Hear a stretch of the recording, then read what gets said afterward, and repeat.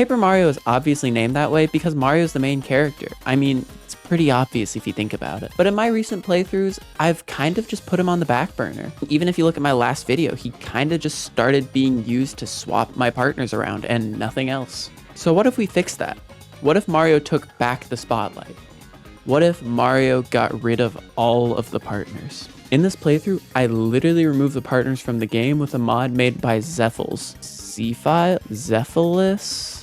I genuinely don't know how to pronounce that name.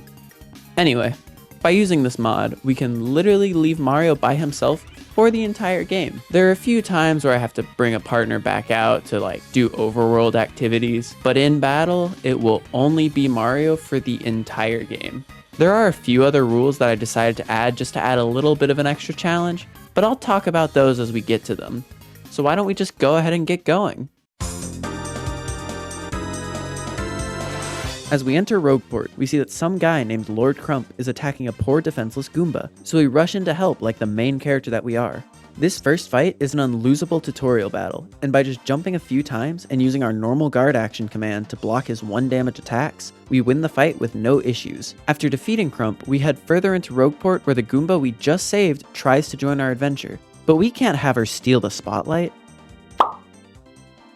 Anyway, we meet up with this old Goomba named Frankly, and he says that he needs to show us where the 1,000-year door is. I guess he can tag along for now, you know, as long as I get to keep being a solo battler. We head down to the sewers and meet a trio of Goombas, who apparently have a thing for older Goombas, because they sure are talking a lot about the only other Goomba in the room right now. But hey, I'm not judging, but it kinda seems like Frankly is, so we're just gonna deal with them to not make him uncomfortable. This fight brings up the second rule that I gave myself. I decided that I would never super guard, so with that in mind, I jump on the Goomba, guard the next 2 attacks, hammer the Spiny, and then jump on the Paragoomba. We continue to the 1,000-year door, where I unlock the ability Sweet Treat. This special has always been a very strong healing ability, but it's even stronger in this challenge. Normally there are 7 hearts each for Mario and his partner, but without a partner, Mario gets all 14 hearts, making this stronger than most healing items in the game at the measly cost of 1 star power. After gaining this incredible power, Frankly gives us another power. Smash. This badge gives us a +2 damage buff to our hammer attack at the cost of 2 FP. With these new powers, I head straight for our last boss before entering Chapter 1, Blooper. This fight isn't that bad. To damage Blooper, I have to first destroy his tentacles, so I spend the first 4 turns attacking the tentacles with normal attacks while guarding most of his attacks back at me. Once he falls, I power smash him for 2 turns while guarding his ink attacks. After hammering him 1 more time, he heads back to the ceiling and I have to do all that again. I spend the next 4 turns doing the same thing as before and then jump on him 1 last time, defeating Blooper and ending the prologue.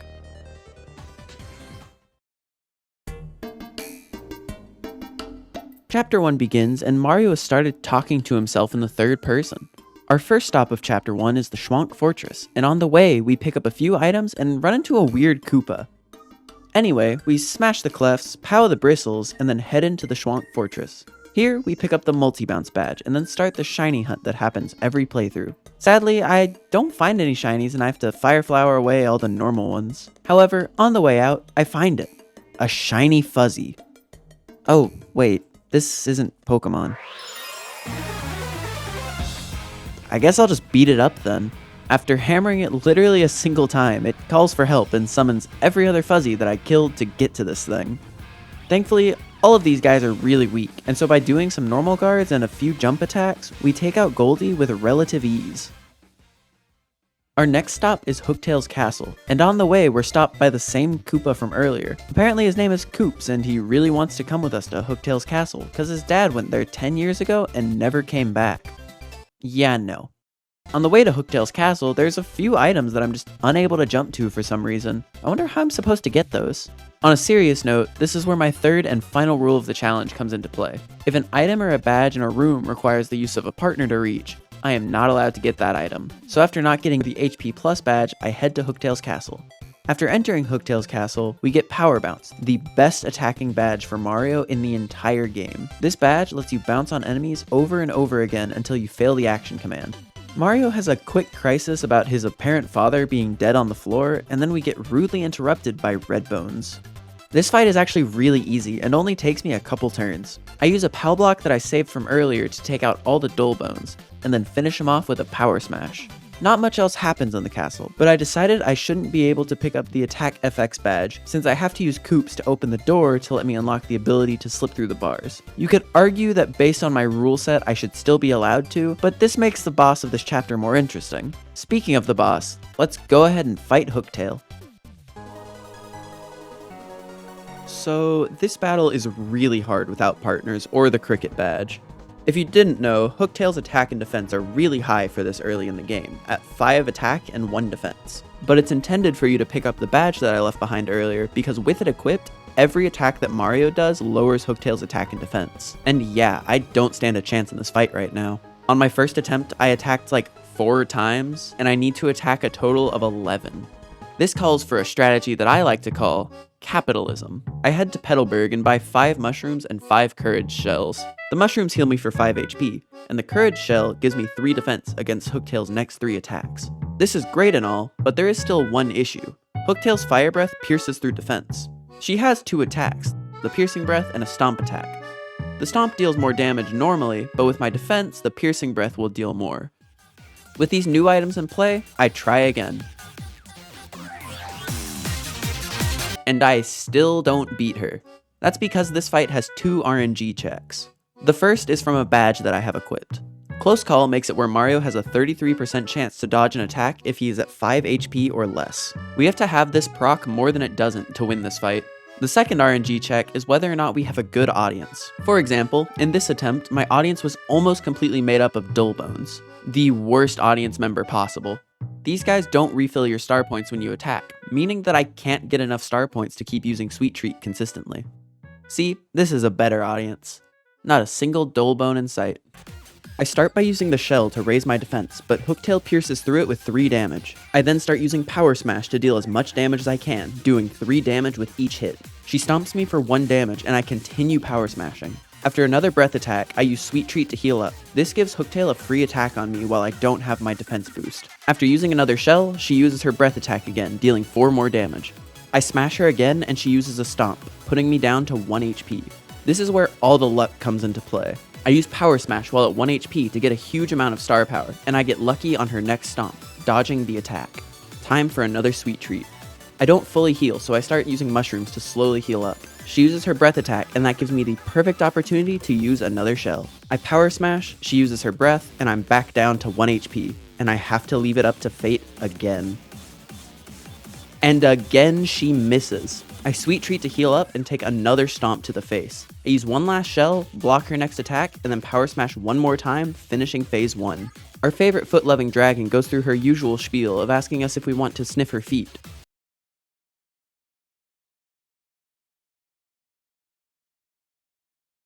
She eats all of my audience and heals back to 10 HP.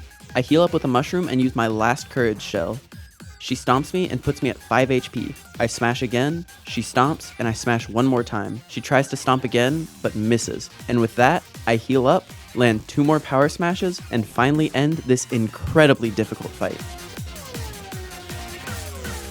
I'm gonna be perfectly honest, this was one of, if not the hardest fight in this challenge. You just aren't supposed to fight this guy without that weakening badge. Ending the battle, we collect our first of 7 crystal stars and unlock the special attack, Earth Tremor. This attack allows us to do up to 6 piercing damage to all enemies, as long as we don't mess up the action command. On our way to chapter 2, we beat up this guy named Gus. All this fight takes is just a bunch of power smashes, so I don't really need to go into detail. Just know it was really easy. After beating Gus, we grab this badge that makes our guard block 1 more damage, and we head into...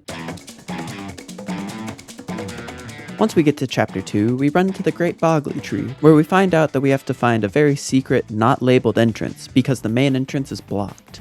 To do this, we have to find Flurry. I don't really want to find her, but apparently it's mandatory or something. We find out that we need to recover a lost necklace for her, and find that it's being held by the Shadow Sirens.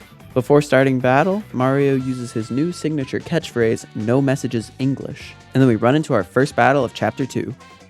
Each of the Shadow Sirens are pretty simple on their own. The only special thing about them is that once they reach half HP, they gain a new attack. But honestly, I don't care about that. I use Power Bounce on Marilyn to bring her to 4 HP, guard a round of their attacks, and then finish her off with an Earth Tremor, doing damage to the other 2 as well. After another round of guarding their attacks, I power bounce Beldam and leave Vivian for last.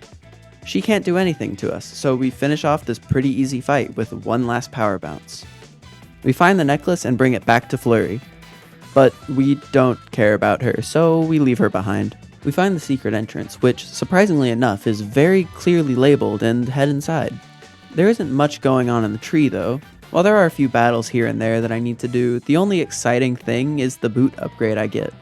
There are a few badges that I'm not allowed to obtain due to my restrictions, but the one I'm most upset about not getting is the charge badge. This badge normally lets you make your next attack stronger at the cost of 1 FP, which is really useful against some enemies.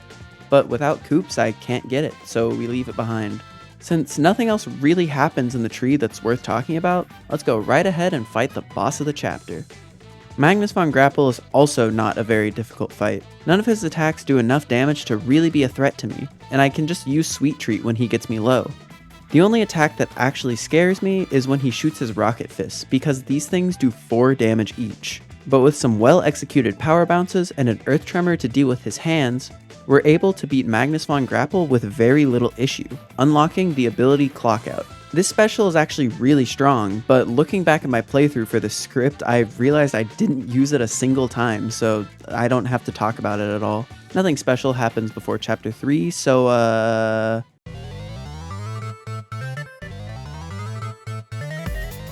This chapter is just a long gauntlet of battles, and while some of them were interesting to talk about, many of them were just uneventful. A lot of these fights come down to using our big AoE attacks to deal with the entire fight at once. So a lot of multi-bounces, quake hammers, and earth tremors, with a few fire flowers here and there when none of those other options would work.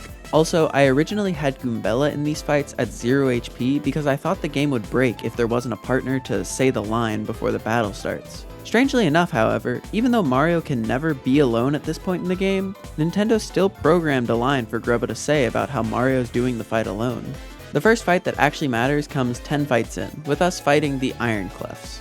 And sadly, this is where most challenge runs go to die. This is an unwinnable fight. Normally, you lose this fight and unlock Baby Yoshi, and then use him to win the fight. But obviously we can't do that, right? Well, you just aren't thinking far enough outside the box. See, we can name our Baby Yoshi Mario, and then use him to defeat the Iron Clefs with his Gulp attack. And then people will still say, Mario won the fight, even if they're talking about Baby Yoshi. So yeah, that's what we did. Continuing up the ranks, we use a lot of the same strategies as before on the various enemies, and have to have a rematch against the Iron Clefs because they're sore losers. But we don't actually have to win this fight to progress the story, so we just take the L since Yoshi is gone now. I take a trip back to Rogueport and buy a Power Plus badge to add a little bit of excitement to my life. This badge simply increases our attack power by 1. After returning to Glitzville, Mario gets a text from a secret admirer saying there's a gift waiting for him at the pub. Glad to see that Mario's plan to keep all the glory to himself is paying off. That gift turned out to be a Super Hammer, which is an upgrade that gives our hammer +2 damage and access to a spin attack. The next important fight is one that, while being completely optional, seems like it's too good of publicity to pass up. I'm obviously talking about our battle against Bowser.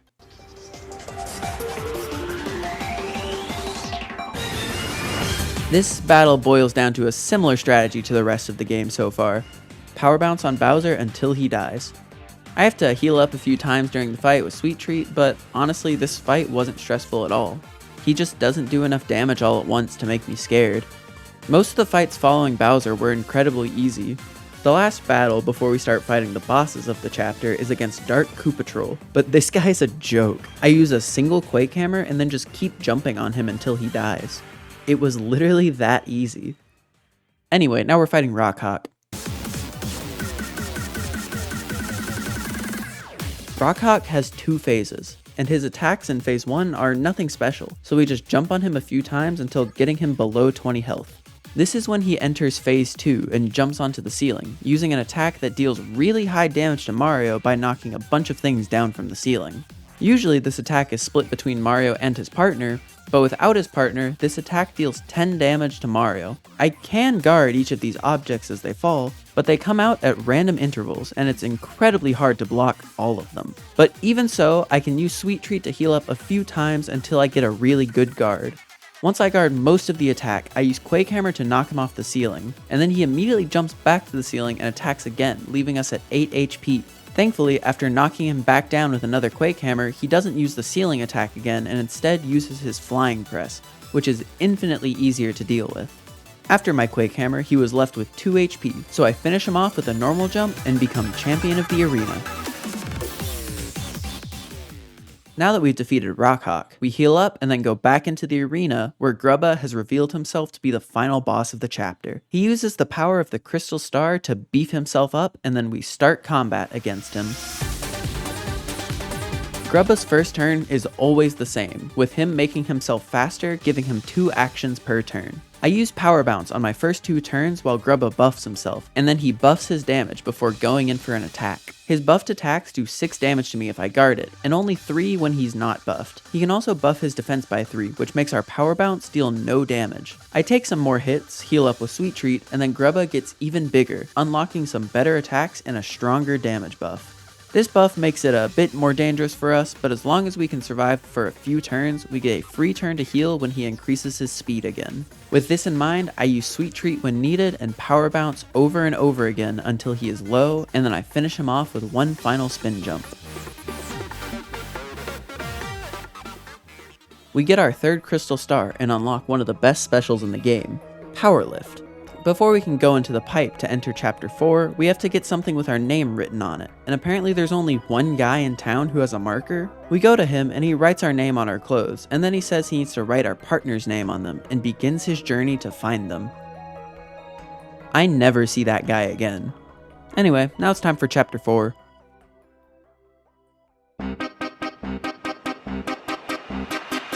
This chapter doesn't have much going for it, but it does let us increase our step count for the day, because man, there is a lot of running.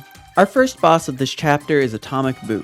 He isn't a mandatory fight, but in the spirit of the challenge, I feel like we should still do it, similar to how we fought Bowser earlier. I start the fight with a Power Bounce like normal, but I get stunned by his first attack due to me missing a guard. After getting hit a second time, Atomic Boo starts charging for his big attack, and a boo from the audience makes him invisible and completely immune to damage. I heal up with a Sweet Treat since there's nothing else I can do, and the boo unleashes his attack. But I guard most of it and take minimal damage. On the next turn, I buff myself with Power Lift, giving myself more damage output and survivability, and I start Power Bouncing. After the Power Bounces start, they don't stop, and Atomic Boo can't deal enough damage to us before we stomp him down. Time to start our fight against Mr. No Name over here. This is probably the easiest boss fight in the game. Maybe not purely stat-wise, but for how far we are in the game, this guy's stats are almost nothing. We power bounce him for 3 turns and barely take any damage in return. And after lowering him to 10 health, he transforms to look like me, but it doesn't help him, like, at all. And I just beat him up some more. After defeating this unnamed final boss, we grab the Crystal Star and begin to leave. As we leave behind the doppelganger, he says Mario's famous catchphrase, "No message is English," and we head back off to Rogueport. Wait a second. Only the real Mario uses that catchphrase. We've been duped! Wait, is that why he's called Dupeless? How have I never put that together? We head back to the start of the chapter and find Vivian. Did y'all ever think that the little pink spots on her face were her eyes? Because I don't think I'll ever not see them as eyes.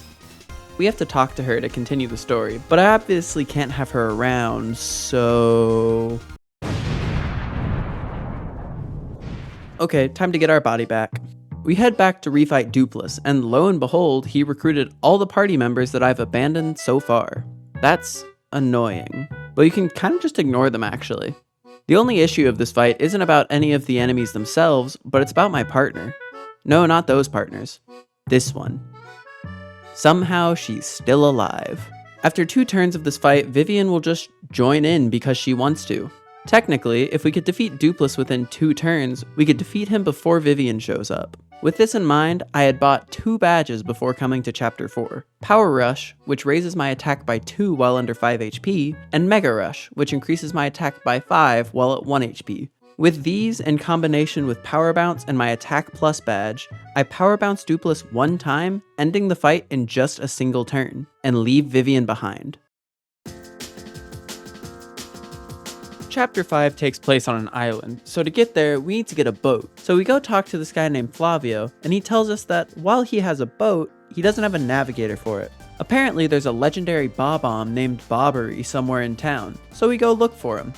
We find his house and break in. Surprisingly, he doesn't want to join us. So we go talk to the local barkeep, and apparently he just has a letter to Bobbery from his deceased wife. We give Bobbery the letter, and he goes into the back room to cry? I really hope that he just went back there to cry. Anyway, now we have a navigator, so let's go. We sank the ship. Well, now we're on this deserted island. I guess we'll never get to the Crystal Star. Oh wait, what? We landed on the island that we wanted to go to? Well, that's convenient. This chapter has a few battles against some embers, but none of them are very difficult. I just use Art Attack, which is the special ability I got for completing chapter 4. We run to find some of our crew that got lost in the jungle, including Bobbery. I find them, and right before I can save them, Bobbery tries to be the main character and tosses the other crew members to Mario and knocks him out. He just ruined Mario's main character moment. And now Mario's mad. We go back and see that the embers have trapped Bobbery in a tree, and we defeat them, and then he falls, and says that he doesn't know if he's gonna make it. Sucks to suck, I guess. Bye, dude. Now on to Pirate's Grotto. And yeah, not much happens in Pirate's Grotto. There are a few mandatory battles and some trinkets that we find here and there, but nothing worth talking about in detail, so let's head right on to Cortez, the pirate spirit that is guarding the Crystal Star. This battle is split into 3 phases, with each increasing the difficulty of the fight.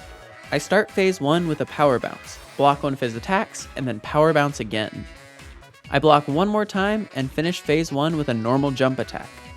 In phase 2, he loses his arms, opting to charge up for some stronger attacks instead. I start by hammering the bone pile because I wanted to shrink him down to open his rib cage, revealing his weak point. But then I realized that it would just be better for me to power bounce like I always have.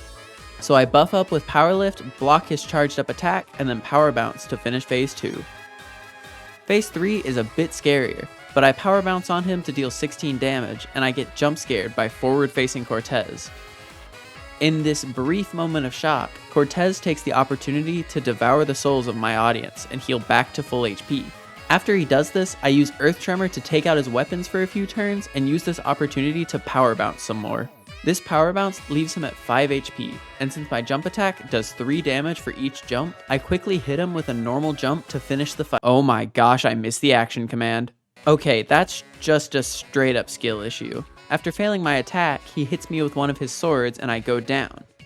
Thankfully, I picked up a life shroom earlier in this playthrough, so I was able to barely make it through all of his attacks. With one more opportunity, I jump on him again and finish the fight.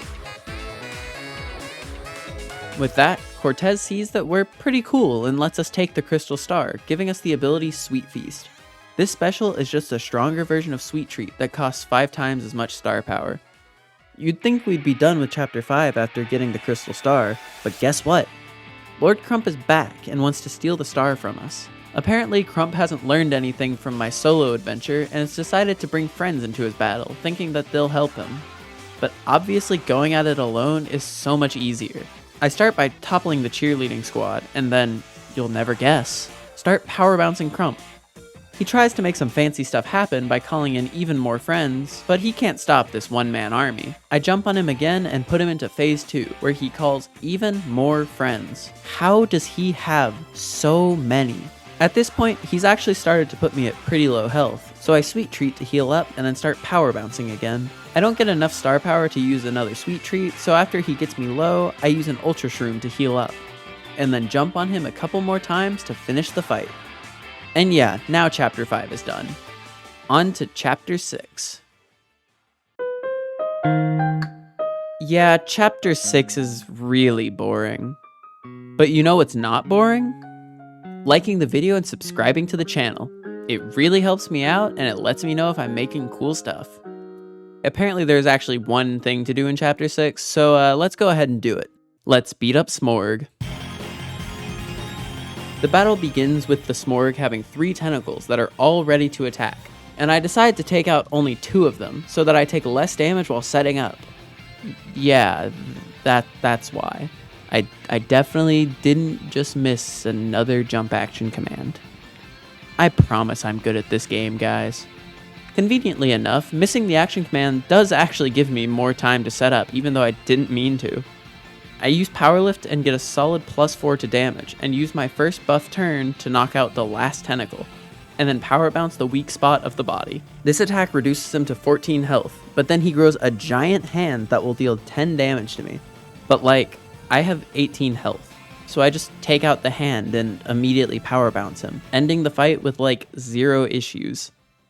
We run to get the crystal star, and no, we are not getting the Luigi badge because we are Mario, and we can't share the spotlight with anyone else.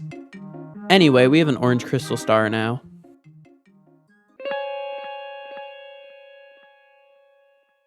We're on the moon now.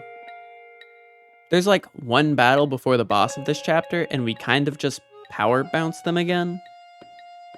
Time to fight Crump for like the 4th time in the past 20 minutes. I start off with a power lift and then start doing exactly what I've been doing. With my defense buff, I'm not in too much danger of losing health, and his attacks do a measly 1 damage.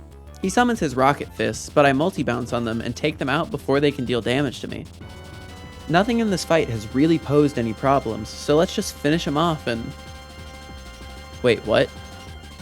So this attack posed way more of a problem than it should have, and it's all because I never even try to deal with this attack when I have a partner, because I just have my partner tank it since it always hits the front target. However, now Mario is the only one, so he's always in the front. I lose to this move 4 different times, and after all these attempts, I finally figure out that if I equip these defensive badges, I can probably get through the fight, so I get ready for one last fight.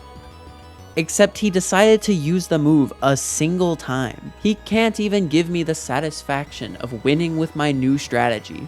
After the scripted time that he uses the attack when he gets to phase 2, which mind you does 30 damage, he just decided to, use the 6 damage move over and over.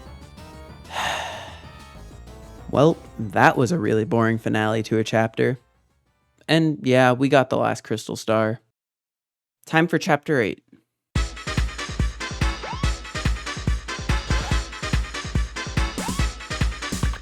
After placing the crystal stars on the pedestal in front of the 1,000-year door, we enter and have a few mandatory battles against some golden bullet bill blasters, but every one of them is the exact same as the other, and none of them were difficult. On the way to our first boss, we grab the All or Nothing badge, which increases our damage by 1 as long as we hit the action commands. Obviously this badge is really good for us because we've never missed an action command. Time for the first boss fight. This is Duskbones. To start the battle, I use Powerlift and block all their attacks with my increased defense. In the next 2 turns, I use Quake Hammer to take out all the dry bones, leaving Duskbones alive. I try to power bounce him to death before his friends revive, but I'm not quick enough and they all come back at full HP. I use another Quake Hammer to finish off the Duskbones and leave the dry bones at low HP. I then finish them off with an Earth Tremor, ending the fight and allowing us to continue on. Let's head straight to the next boss of the chapter. Gloomtail is Hooktail's older brother, and he has some pretty strong attacks. The strongest of which is his Mega Breath attack, which does 16 damage. Normally, Vivian can use Veil to dodge the attack, but I obviously can't do that now. I could theoretically tank through this attack with my 25 HP, but I have a better solution. Again, our favorite strategy has returned, capitalism. I head to the Excess Express to buy some boo sheets. With these, I can always dodge Gloomtail's Mega Breath, since he always telegraphs it by charging up his attack. I start the fight by power bouncing him and then blocking his attacks back at me. I use a boo sheet before he gets to 40 HP because once he gets to 40 HP, he uses a big piercing earthquake that does 10 damage. At this point, I was at 7 HP, so it was the best course of action. And since I have them, I guess I'll just keep using them. I know I'm about to put him into the health range to start charging his Mega Breath, so I don't boo sheet yet. After I get him into that range, he starts charging and then I boo sheet one last time. I power bounce, use Sweet Feast to heal my HP and FP, and then take the full force of a Mega Breath. But with him having only 9 HP left, I power bounce one last time to finish the fight. There's nothing of note after Gloomtail, so let's continue this boss gauntlet and fight the Shadow Sirens again. I start by using Power Lift and get a +3 to attack. I then use the combined power of all of my equipped damage badges to Power Bounce Beldam, taking her out in a single turn. Dupless tries to copy my body to win the fight again, but he doesn't stand a chance. With my third turn of Power Lift, I Power Bounce Marilyn, and then Dupless brings me down to 1 HP, which is a little scary. Oh wait, I can just heal. I Sweet Treat, take a hit, Sweet Treat again, get hit again, and now I'm at 16 HP. Dupless doesn't have enough damage to kill me now, even if I miss my guards, so I Power Bounce on him 2 more times to do the 40 damage necessary to win the fight. After defeating the Shadow Sirens, I decide to take a detour and leave the Palace of Shadows. Instead of going straight to the endgame, I'm gonna double up on the challenge and do the Pit of 100 Trials. This involves me going through 100 floors of battles, and the further I go down, the harder it gets. Even though the pit is hard, the first 50 or so floors are really easy. The only thing involving no partners that has come back to bite me is the fact that, without Vivian, we are unable to get the Spike Shield badge. This makes enemies like Spiny Parabuzzies and Lakitus pretty annoying to deal with because we can't jump on them. I guess we could use something like, I don't know, Earth Tremor to deal with them. But why would we do that? We have the best badge in the game. Hammer Throw. We used Hammer Throw to deal with the Parabuzzies and Lakitus for most of the pit. Oh yeah, on floor 20 we got the actual best hammer badge in the game, Fire Drive. At this point in the game, I'm pretty strong, and can defeat most of these fights in a single turn until I get to around floor 60. There were a lot of fights that I was worried about, but I just ended up using Supernova to finish the fight because I knew I was going to level up after. Supernova is the special we got after Chapter 7. It deals up to 15 damage and costs 6 of our 8 star power, so I only use it when I either know that I will get my star power back or that I won't need it for the following fight. A lot of the fights on the later floors are pretty hard but are still manageable. Out of all the enemies in the pit, there was a single one that terrified me more than the rest. Surprisingly, it wasn't the groups of 5 elite wizards, and it wasn't even the Amazy Daisy. No, it was the stupid spiders. When dealing with either the Amazy Daisies or the wizards, I can just use Power Bounce and Supernova respectively. But when it comes to the Tarantulas, they have 16 health, which is 1 more than Supernova deals. They also come in large groups, and if I try to deal with them one at a time, I'll just die. This is because these guys are another instance of Mario taking way more damage than normal from attacks. Each of these guys will do 12 damage with each attack. It only takes 3 of them to take me out if I miss all of my guards. These guys just do way too much damage. But there is still one way that I can win. Showstopper, the special move I got after Chapter 6. This special, when executed well, has a chance to just kill enemies. I use it and am able to take out 2 of them. This honestly didn't make this specific fight much easier though, because I came into the fight with 15 health. So as long as I successfully guard these web balls, I won't die. Of course I guard them. Do you not have faith in me? After taking the damage, I Sweet Feast to fully heal, and after guarding the next round of attacks, I finish them off with power bounces during the next 2 turns. None of the other fights are very difficult, so let's just go down to the bottom. This is where we fight Bonetail, arguably the strongest of all the dragons. But in this playthrough, he's kind of a joke. His main threat in a normal playthrough is the fact that he does 8 piercing damage to both you and your partner. But this doesn't double up when Mario's alone, so he can just heal it up most of the time. Honestly, this guy's easier than the Tarantulas. I just keep power bouncing him and then healing when I get low. It's like really easy. After like 6 minutes of just power bouncing over and over again, I've got Hooktail on the ropes. We both have 13 health, but none of his attacks can deal 13 damage, while I have power bounce and can deal way more than 13 damage to him in one last attack. Not again! An explosion from the stage did 7 damage to Mario, putting me into range of Bonetail's 7 damage attacks. So he does the 7 damage and finishes me off. Oh, you thought I was dead? Of course not, I have a life shroom. I get healed back to 10 HP and finish Bonetail off with one last power bounce. Now, where did we leave off on saving the world? Oh yeah, time to fight Grotus.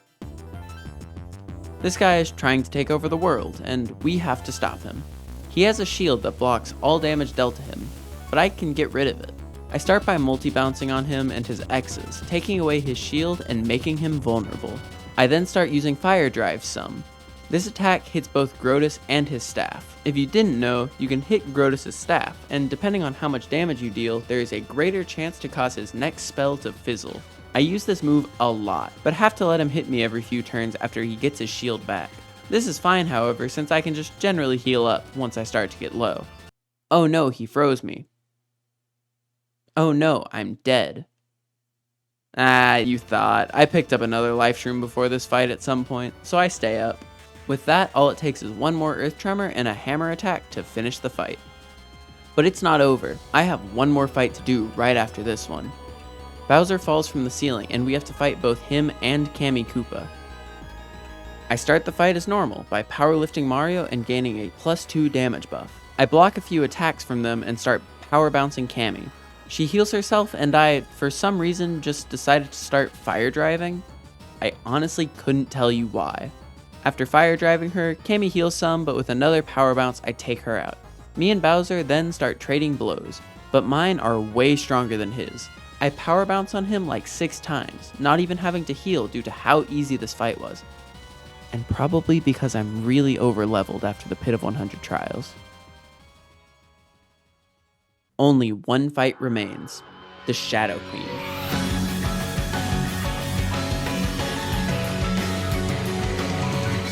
She's possessed Princess Peach, and we have to save her. This is our final challenge of the playthrough, and to prove that Mario is the main character, we have to win this fight. I start with a power lift to get a +3 damage buff, take a hit from her, and then power bounce her, dealing 55 damage. She buffs her attack and defense, but it's completely worthless to me. After putting her down to 90 health, she enters phase 2. In this phase, she can't be damaged, and I have to attack her 3 times to get her out of it. But with the massive health pool I've accumulated, I can just tank her attacks and do the 3 attacks necessary with no problems. After phase 2, all of the people that I've saved as the main character start cheering for me. This cheering in combination with Peach's energy gives Mario a full heal and is going to make the next portion of this fight a breeze. I use Fire Drive a lot here. With it, I can take out all of her appendages, making her do way less damage. I continue doing this for a few turns, but then get bored and start power bouncing. I start to get low, but just to show off, instead of using Sweet Feast, I just hit the bingo and dodge her next attack. And then I realized that I still have to Sweet Feast anyway because I ran out of FP. So I do it, and then power bounce a few more times, ending the fight and saving the world.